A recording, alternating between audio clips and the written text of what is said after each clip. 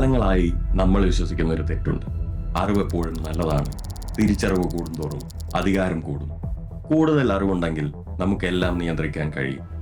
പക്ഷെ ചില സത്യങ്ങൾ നിങ്ങളെ മോചിപ്പിക്കില്ല. പകരം അവ നിങ്ങളെ വേട്ടയാടും, നിങ്ങളെ വഴിതെറ്റിക്കും, പരീക്ഷിക്കും, പതുക്കെ നിങ്ങളെ ഒരു വിഷമായി മാറ്റും. അറിവ് നിങ്ങളെ അപകടകാരിയാക്കും, നിങ്ങൾക്ക് ചുറ്റുമുള്ളവരെയും അപകടത്തിലാക്കും. ഒരിക്കൽ ഇത് മനസ്സിലാക്കി കഴിഞ്ഞാൽ ഈ പുതിയ ലോകം തികച്ചും വ്യത്യസ്തമായി നിങ്ങൾക്ക് തോന്നിത്തുടങ്ങും. കാരണം നമ്മൾ ജീവിക്കുന്നത് അറിവില്ലാത്തൊരു കാലഘട്ടത്തിലല്ല, മറിച്ച് ആവശ്യത്തിന് പക്വതയോ ശ്രദ്ധയോ സ്വഭാവ ഗുണമോ ഇല്ലാത്തവരുടെ കയ്യിലേക്ക് അമിതമായി വിവരങ്ങൾ എത്തിച്ചേരുന്ന ഒരു കാലത്താണ്. സ്വാർത്ഥതയ്ക്കും അധികാരത്തിനും വേണ്ടി മാത്രം ചിന്തിക്കുന്നവരുടെ കയ്യിലുള്ള ഈ അറിവാണ് ഇന്നത്തെ ഏറ്റവും വലിയ അപകടം.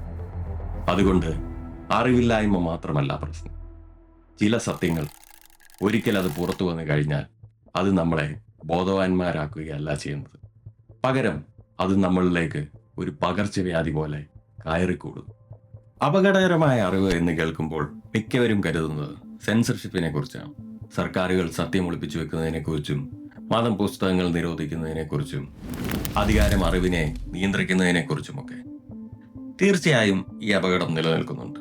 പക്ഷേ നമ്മൾ അധികം ശ്രദ്ധിക്കാത്ത മറ്റൊരു വശം കൂടിയുണ്ട്.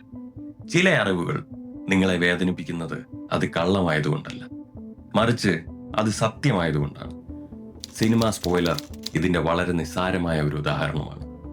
ക്ലൈമാക്സ് എന്താണെന്ന് അറിഞ്ഞു കഴിഞ്ഞാൽ പിന്നെ ആ കഥ ആസ്വദിക്കാൻ ബുദ്ധിമുട്ടാണ്, ആ ആകാംക്ഷ പോയി. പക്ഷേ ഇതേ തത്വം ജീവിതത്തിലും ബാധകമാണ്. ചില സത്യങ്ങൾ ജീവിതത്തോട് തന്നെ ഇങ്ങനെയാണ് പെരുമാറുന്നത്.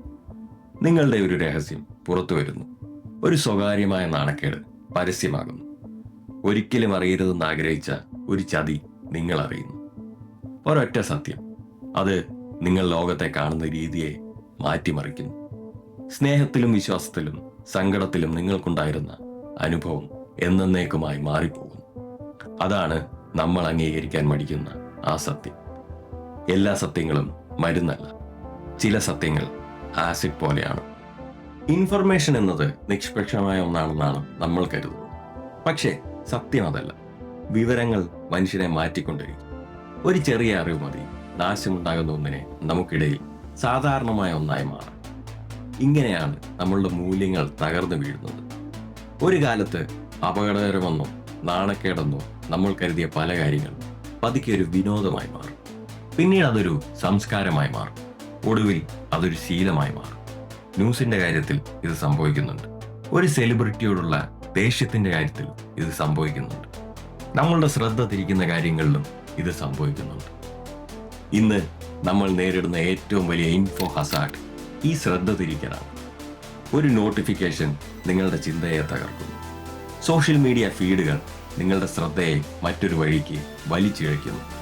അനാവശ്യമായ വിവരങ്ങൾക്കിടയിൽ യഥാർത്ഥ അറിവുകൾ മുങ്ങിപ്പോകുന്നു. ഇത് അത്ര നിസ്സാരമായ കാര്യമല്ല. ഇത് വിവരങ്ങൾ ചേർത്ത് നിങ്ങളുടെ ബോധ മനസ്സിനെ തന്നെ മാറ്റിമറിക്കുകയാണ്. ഇതിനർത്ഥം കൂടുതൽ വിവരങ്ങൾ ഉള്ളതുകൊണ്ട് മാത്രം ഒരാൾ ബുദ്ധിമാനാകണമെന്നില്ല. ചിലപ്പോൾ കൂടുതൽ വിവരങ്ങൾ നിങ്ങളെ എളുപ്പത്തിൽ വഴിതെറ്റിക്കാൻ പറ്റുന്ന ഒരാളാക്കി മാറ്റുക മാത്രമേ ചെയ്യുകയുള്ളൂ. ഇവിടെയാണ് കാര്യങ്ങൾ കൂടുതൽ ഡാർക്ക് ആവുന്നത്. കാരണം ചില അറിവുകൾ വെറുതെ നമ്മളുടെ ശ്രദ്ധ തിരിക്കുകയല്ല ചെയ്യുന്നത്, പകരം അവ നമ്മളെ ഉപയോഗിക്കുകയാണ്. അതാണ് ഐഡിയോളജികളുടെ അപകടം. ഒരു ഐഡിയോളജി എന്നാൽ വെറും ഒരു വിശ്വാസമല്ല, അത് നമ്മളെ ഭരിക്കുന്ന ഒരു ഘടനയാണ്. അത് നിങ്ങളോട് പറയും എന്തിനാണ് വില നൽകേണ്ടതെന്ന്, ആരാണ് കുറ്റക്കാരെന്ന്, എന്താണ് നശിപ്പിക്കേണ്ടതെന്ന്, ഏത് നല്ല ഭാവിക്ക് വേണ്ടിയാണ് ഇന്നത്തെ ഈ ത്യാഗങ്ങൾ ന്യായീകരിക്കപ്പെടേണ്ടതെന്ന്.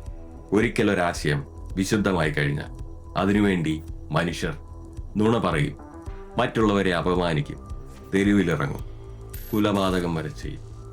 ഇത് രാഷ്ട്രീയത്തിൽ മാത്രമല്ല, നമ്മൾ സ്ഥിരമായി ഉപയോഗിക്കുന്ന മോശം ഭാഷ, അർത്ഥമില്ലാത്ത വായനകൾ, സോഷ്യൽ മീഡിയയിലെ രോഷം, ഇതൊക്കെ നമ്മളുടെ മനസ്സിനെ പതുക്കെ മാറ്റിമറിക്കും. നമ്മൾ എന്താണോ സ്ഥിരമായി കാണുന്നത്, പതുക്കെ നമ്മളുടെ മനസ്സ് അത് തന്നെ അനുകരിക്കാൻ തുടങ്ങും. അതാണ് ഇതിലെ ഭയാനകമായ സത്യം. ചില ആശയങ്ങൾ വെറുതെ നമ്മളുടെ മനസ്സിൽ ഇരിക്കുകയല്ല ചെയ്യുന്നത്, അവ നമ്മുടെ മനസ്സിനെ കീഴടക്കി അവിടെ ഭരണം നടത്തുകയാണ്. ചില അറിവുകൾ നിങ്ങളെ മാറ്റുക മാത്രമല്ല ചെയ്യുന്നത്, പകരം മനുഷ്യർക്ക് പരസ്പരം എന്തൊക്കെ ദ്രോഹം ചെയ്യാൻ കഴിയും എന്നതിൻ്റെ സാധ്യതകൾ കൂട്ടുകയാണ്. പുതിയൊരു ആയുധത്തിൻ്റെ ഡിസൈൻ, ഒരു മാരക വൈറസിൻ്റെ കോഡ്, അല്ലെങ്കിൽ ഒരാളെ ട്രാപ്പ് ചെയ്യാൻ പറ്റുന്ന ഒരു AI മോഡൽ. ഇവിടെ എത്തുമ്പോൾ അറിവ് അധികാരമാണ് എന്ന വരികളിലെ ആ മാന്യത നഷ്ടപ്പെടും. ഓർക്കുക, അധികാരമെന്നാൽ ഒരിക്കലും വിവേകമല്ല, അത് വെറും കപ്പാസിറ്റി മാത്രമാണ്. ആ കപ്പാസിറ്റി തെറ്റായ കൈകളിലെത്തിയാൽ അതൊരു വലിയ ദുരന്തമാണ്. ഇതാണ് പുരോഗതിയുടെ വൈരുദ്ധ്യം. മനുഷ്യന്റെ സാധ്യതകൾ കൂടുമ്പോൾ അവന്റെ പരാജയത്തിന്റെ ആഘാതവും കൂടുകയാണ്. ന്യൂക്ലിയർ ഫിസിക്സ് നമുക്ക് ഊർജം തന്നു, ഒപ്പം ഹിരോഷിമയും. AI നമുക്ക് സൗകര്യങ്ങൾ തരുന്നു, ഒപ്പം നമ്മളുടെ ചിന്തകളെ പോലും നിയന്ത്രിക്കാൻ പറ്റുന്ന ആയുധങ്ങൾ. ഒരിക്കൽ ഒരു അറിവുണ്ടായി കഴിഞ്ഞാൽ അതൊരിക്കലും ബുദ്ധിയുള്ളവരുടെ കയ്യിൽ മാത്രം ഒതുങ്ങി നിൽക്കുകയില്ല. അത് ചോരും, മോഷ്ടിക്കപ്പെടും, ഒടുവിൽ അത് കൈകാര്യം ചെയ്യാൻ കഴിവില്ലാത്തവരുടെ കയ്യിൽ ചെന്നെത്തും. അതുകൊണ്ട് അറിവ് നല്ലതാണോ ചീത്തയാണോ എന്നല്ല, പകരം ഈ അറിവുകളെല്ലാം പേറുമ്പോഴും നിങ്ങൾ ഏത് തരത്തിലുള്ള മനുഷ്യനായി മാറിക്കൊണ്ടിരിക്കുന്നു എന്നതാണ്.